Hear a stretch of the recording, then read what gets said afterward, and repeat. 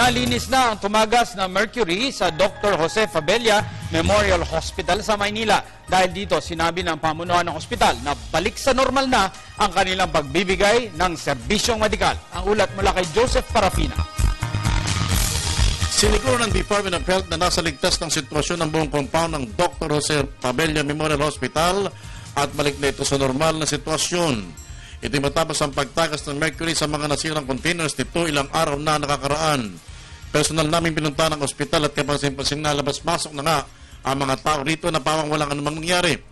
Ayon sa tagapagsalita ng pagamutan, nalinis na ng mga tao ng Bureau of Fire Protection Hazardous Material Unit at nasuri na rin na may mga 80 mga empleyado na nasa building na pinangyarihan ng pagtagas. Sa ngayon naman po, continuous monitoring ng mercury level sa lahat ng areas ng hospital. And lahat na po ng areas ay normal levels ang mercury except inside na lang po ng said building. Pansamantala, di magagamit ang gusali kung saan dati nakaimbak ang mga mercury para maiwasan ang paglala o makapekto pa sa sino makakalapit dito. Pinapaimbestigahan na rin ng kagawaran ng Department of Health kung sino at anong dahilan ng pagtagas ng mga containers ng mercury.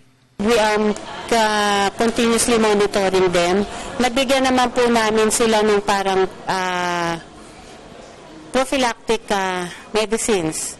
But so far, wala pa naman pong nag-exhibit ng mga toxic signs and symptoms. 30 po yung binabantayan namin. Sa ngayon, nakapagpasuri na sa blood mercury testing ang may 80 mga tauhan ng paggamutan, lalo na mga miyembro ng Hazardous Material Unit.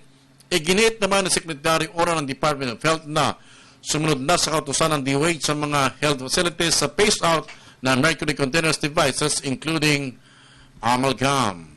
Para sa Telebisyon ng Bayan, Joseph Parafina.